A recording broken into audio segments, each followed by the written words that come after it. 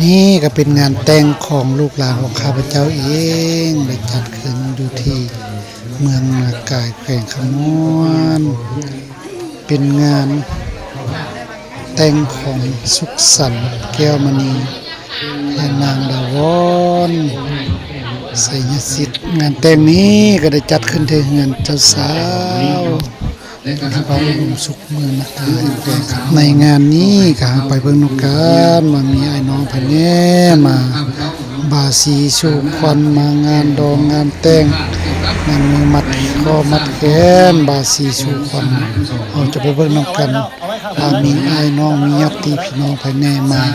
เราจะไปเบิ่งนกกันแข่งกันไกลไทยกันไกลบ้านพี่เมืองน้องแล้วก็มีพี่น้องญาติพี่น้องทางภายเจ้าบ่าวแล้วก็ภายเจ้าสาวนี่ก็คืองานแต่งบ่าวไทยเมยกับสาวไทยซ้ำเนาะงานแต่งนี้ก็เป็นงานแต่งแบบอย่างเป็นเป็นงานแต่งพนักงานกับพนักงานเป็นบ่าวตำรวจกับสาวตำรวจที่มาทำกันสารเนื้อคู่บนห้องสร้างจึงได้มาฮักเพลงแต่งงานกันในมื้อนี้เป็นแก้วเป็นดองซ้อนสั้นสร้างรักปักฐานเป็นชัวแก้วมีสิทธิ์ผัวยิบมีแซวเป็นพ่อคำเมียคุณในมื้อนี้และงานมื้อนี้ก็ยังมีพี่น้องสองกำสองพายเจ้าบ้านและก็พายเจ้าสาวมาร่วมงานมีภายในไปเบิ่งนำกันและติดตามไปพร้อมๆกันเราจะพาพี่น้องไปเบิ่งงานมื้อนี้เพราะว่างานมื้อนี้จะมีมัดแขนตอนกลางเว้นแล้วก็หักแขนตอนกลางคืนเราจะไปเบิ่งนำกันว่าม่วนซำใดคืนซำใดเราจะไปเบิ่งพาพี่น้องและ FC ไปเบิ่งนำกันเลยแล้วก็มีญาติพี่น้องใส่แน่มาในงานนี้เราจะไปเบิ่งนำกันเลย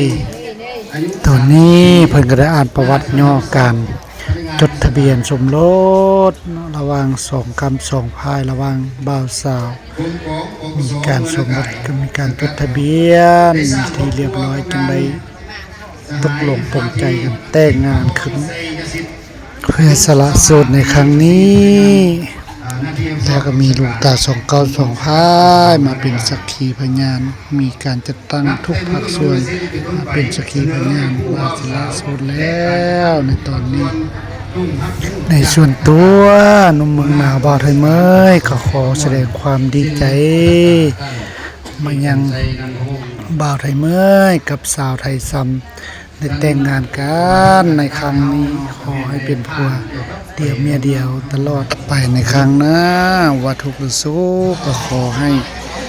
ผัวน้อยเมียน้อยนี้และหักเพลงกันมันเกณฑ์ตลอดไปเด้อดีนี่ครับผมก็มาชุดกันเสื้อผ้าผู้แขกมาสั่งนั้นสิคนนั้นจำใกล้เงินมาสิขาดเงินมาสิล้านครับหลายที่หลายที่เลยเป็นเงินการประเทศไทยนะครับถ้าเอาได้เงินเป็นเราเงินมาเสียการที่เป็นร้อยขาดที่อยู่ในเดือนงานเสียไปทางเลยยิ้มได้ไหมครับต้อยแต่สาวเคยแล้วแต่สาวจะได้ก็ขยันยิ้มได้คนเทียบยิ่งงานแล้ว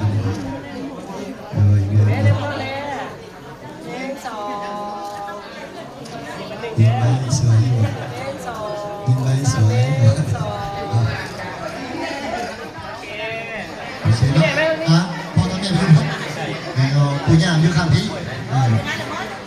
อยู่พี่มันทำไปอยู่กับลูกสาวปู่ย่าไปอยู่ข้างลูกชายเพราะมันทำไปอยู่กับลูกสาวพี่มันทำไปอยู่กับลูกสาวปู่ย่าอยู่กับลูกชายแต่ยังเป็นเพื่อนกันยังเป็นพี่สาวกันเลยอยู่ในทั้งแขกมีทั้งสั่งทั้งคนทำไปทั้งของกันผู้หญิงนะแต่ดีๆเพื่อนมีภาษากับลูกดูผู้สั่งกับสั่งพักและสั่งเป็นการสั่งแม่ก็มาได้แม่ก็มาได้พี่น้องตอนนี้ลูกหนูที่อยู่ใกล้กันอะไรยุ่งยากหลายอะไรให้ไหนรู้ยากมันยากเป็นคู่แรกนี่แหละแม่เป็นผู้เกิดไว้ผมเป็นพ่อเกิดได้ กล้องเนี่ยพ่อแนบกล้องเนี่ยแนบกล้องเนี่ยแนบกล้องเนี่ยอันนี้1 2อีกอันนี้เนี่ย1 2 1 2โอเค โอเคเนาะเอาคิดตรงนั้นไปเนาะโอเคนะครับเซ็นๆนะแค่มาทางเขาพูดเนี่ยคือพูดแบบภาพอะไรก็ได้ครับไม่ใช่รักเก็บก่อนนะครับพูดได้พูดได้ก็ได้ครับเซ็นคนนี้ก็ได้แต่ว่าให้เป็นผู้ที่ว่าสีบังคับกันเลย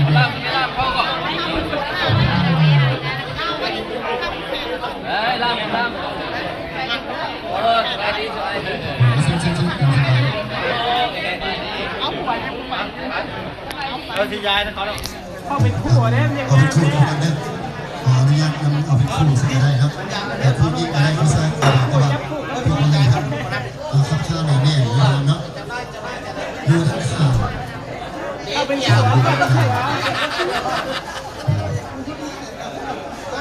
ู่ ผูกทั้งข่าวแล้วก็ผูกแขนออกได้ผูกทั้งข่าวผูกแขนออกได้ครับ อยู่ด้านข้างอยู่ด้านข้าง ผูกทั้งข่าวผูกทั้งข่าวให้พวกผมออกได้เด้ไม่บอกให้มันต่างทั้งหลังเนาะขออนุญาต มัดตะข้าวแม่จะเห็นนาเนาะ เขาเป็นครูครูที่จะได้ผู้สร้างจะดีครับแล้วเอาเป็นครูที่จะได้ผู้สร้างจะดีที่มันจะเป็นครูไว้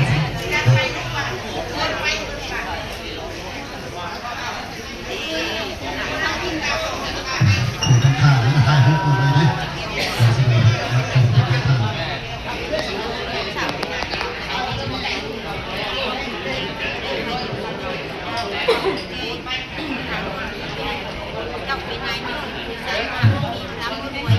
เชิญเขาเลยเขาเป็นคู่คู่ข้างเลยคู่ข้างแล้วก็ทายคู่ออกเลยประมาณนี้ แล้วมีแจ็คออกหรือมีแจ็ค เพราะว่าข้างข้างเห็นข้างหลังนี้มันดูหัวหน้าคนไทยคนไทยนะนะครับพวกข้างทายคู่นี้ครับ เล่นกล้องเนี่ย1 2อีกประเด็นเนี่ย ลงไปข้างต่อแล้ว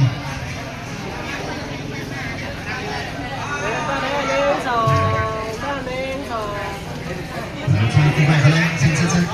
เขาเป็นคู่ทั้งข้างเลยคู่ทั้งข้างแล้วก็ทายคู่แล้วจะเรียกตัวเลยเนาะคุณจะมาปักหน้าตรงนี้บนสังสีข้างที่ได้เห็นได้เลยส่วนคำสมฝ่ายนี่เนี่ยบอกเลยนี่เนี่ยก็บอกภาษาเนาะ ใช่แล้วก็ หน้าซึ่งหน้าเขาไม่ค่อยเห็นรูปเนาะคนกันนี้ผิดกันเนี่ย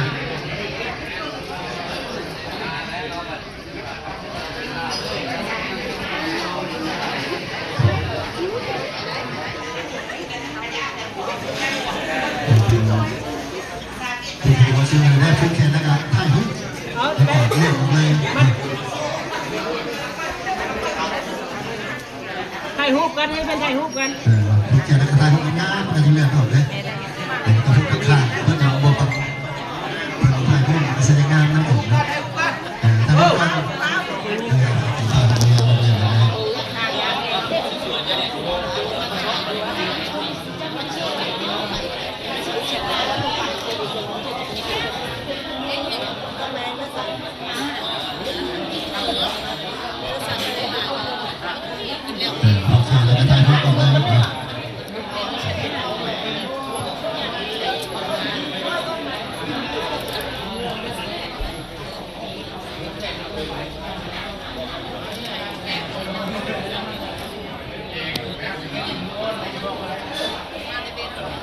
คิวกันเลยวันเสาร์ค่ะเขียนคิวกันเลยเนาะผูกแขนคนละเพื่อนนะครับถ่ายรูปง่ายๆมันจะเลื่อนเราได้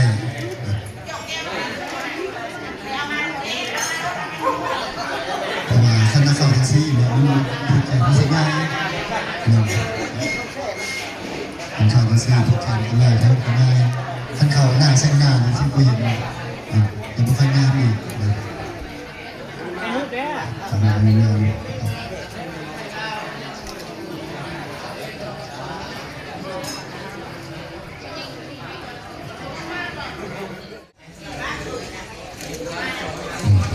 ทางงานเขาซิๆนะเอาวัดขาดเลย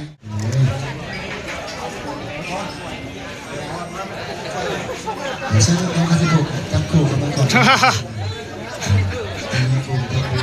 เป็นคู่บ่เป็นคู่บ่ อยู่ทางในนะครับทางนอก จะขึ้นไปอยู่ข้างนี้ ทางในเนี่ยทางในอยู่ทางในนะครับ คู่ขึ้นเลยแม่โอ้คู่ดิพี่คู่นี่ลืมคู่เลยนี่ โอ้ยโอ้คือได้นายเว้ย เช้ามาสิเขาบอก แต่คดีแน่นี่ครับคดีแน่นี่คือให้ช่วงนั้นแบบพวกเขาเป็นถูกหลายเพื่อนอยู่นั้นก็ลองกันเองเนาะรูปประเทศนั้นก็จะขาดอีกนะเป็นว่าไงคุณเป็นอะไรกันเตี้ยแล้ว50 เซนนี่มันจะป้อนสักการะเรียกว่าเจ้าของห้องทดสอบเนาะเป็นสร้างความไม่ประตูแข่งเพื่อนเพื่ออยากให้เป็นมุกคุณลูกหลานมาคุณซอยซับเทียวซอยได้เลยเนาะซอยได้แล้วเป็นมงคลเนาะเดือนหลานคือเงินคำเงินคูณของลูกของหลานที่มารับคู่แข่งนี้ของหลานทุกคนนั่นแหละเนาะเป็นคนมันธรรมดาแท้ๆมันก็ไม่ได้ให้มันก็มีเรียกมีงานเป็นมงคลมันไม่ใช่หรอกธรรมดามันก็ให้นะนั่นพอเปล่าไม่สาวต้องมีป้อนใครขวัญนะมีฟองสั้นประเทศและอันล้ออะไรฟองอย่างนั้นวิธีจะดีนะเข้ามาประเทศเราเป็นนักสู้ไปกันยังสาวกันเลยเฮ็ดใส่กันก่อนนะท่านเคยสร้างมาก่อนแล้วผู้มาท่านผู้ถือนะแต่ว่าเป็นสร้างเรียกว่าผู้เลี้ยงบริโภคนี่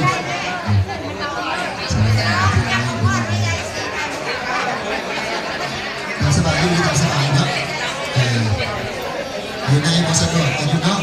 ทำสบายอยู่ที่สบายอยู่ในห้องแข็งนั่นแหละตัวผมไม่ไปที่พี่น้องต้องไปกันดีดีแข็งนะครับ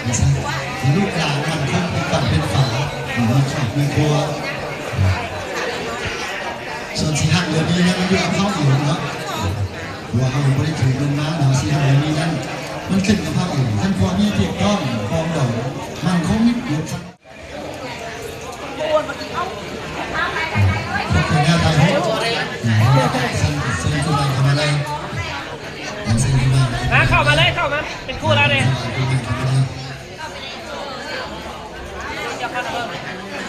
เข้ามาเบอร์ 3เลยก็ได้มีคู่วะ เข้ามา3นี่ก็ได้เลี้ยงตามครับเซ็นเลยเลี้ยงตามมาดูคนที่ใส่ขนาดเลี้ยงตามมาแล้ว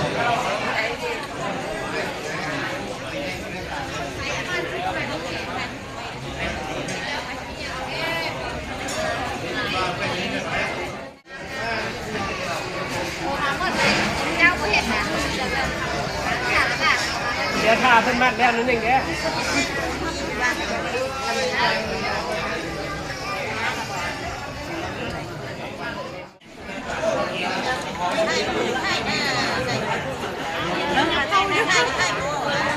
นางยังเห็นป้าเนี่ยป้าเอ็นเดอร์อยู่อ่ะ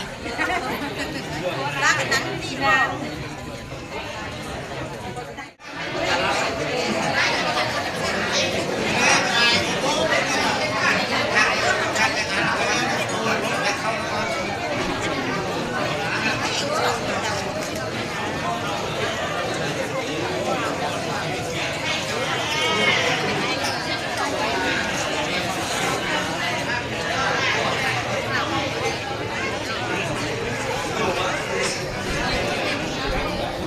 ให้จะจาน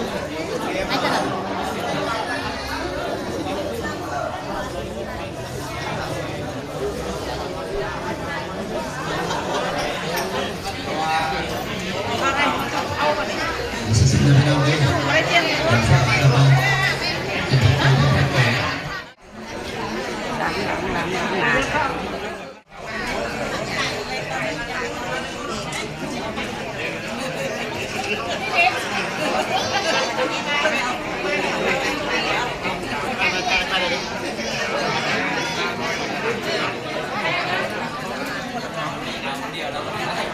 เดี๋ยว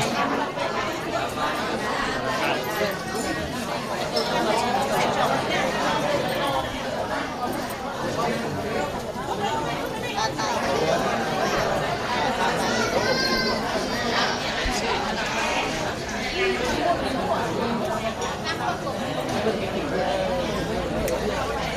กินได้จะได้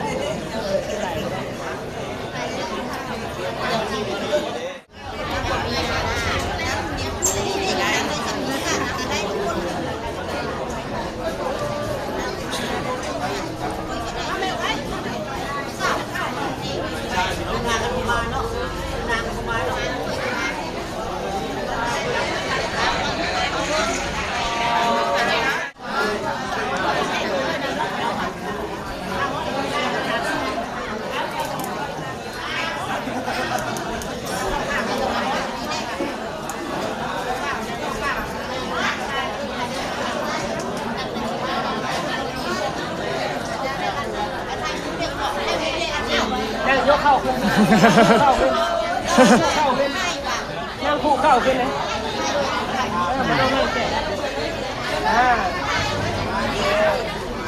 ได้เรียบร้อยเลย1 2มัน1 2 Ya coquilla da una sensación de pensar que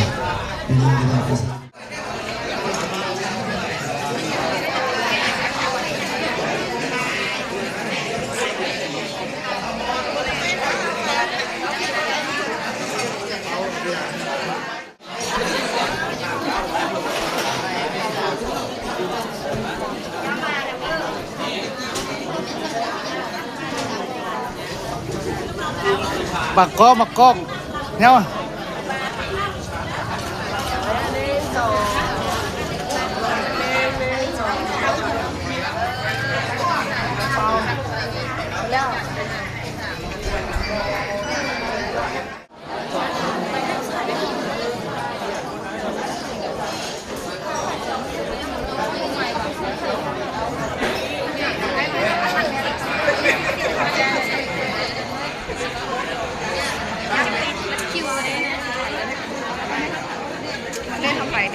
โดย เดินเข้าไปในเรื่องเข้าไปในเรื่องไกลเลย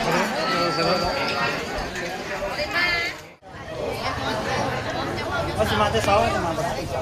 ประตูไม่ได้มา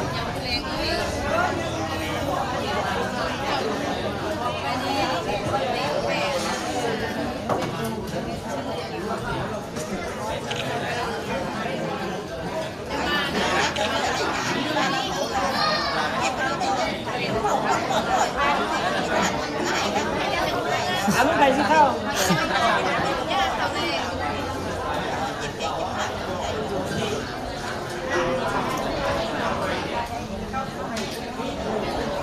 ไปเลยถ่ายครับ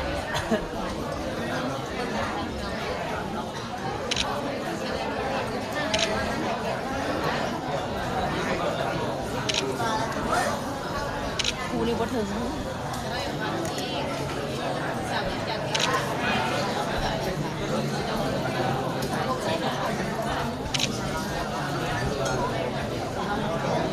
ายไปเลยมันก็เป็นหลังถ่ายไปเลย ถ่ายรูปกันเลยให้ไปคัดถ่ายรูปกัน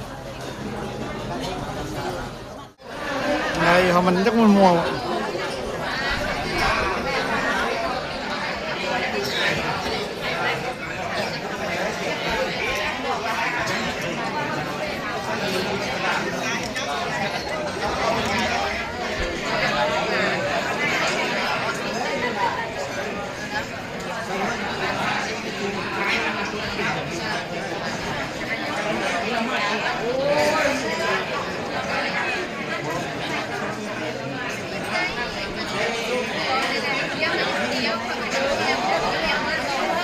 คือบ่ถ่ายกันถ่ายเลยถ่ายเลยเขาถ่ายส่งไปแล้วอ่ะ งาน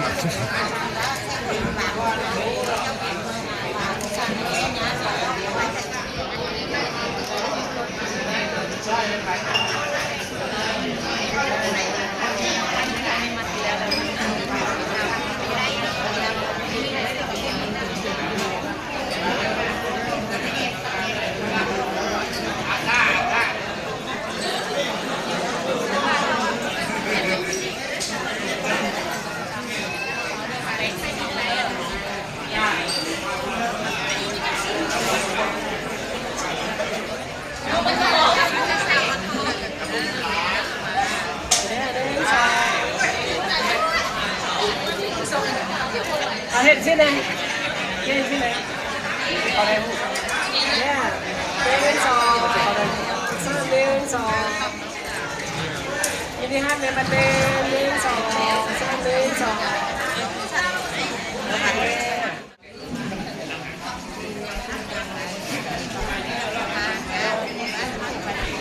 เฮ้ยเดี๋ยวรถมาแล้วนี่อันนี้ถ่ายกันดีกว่าHãy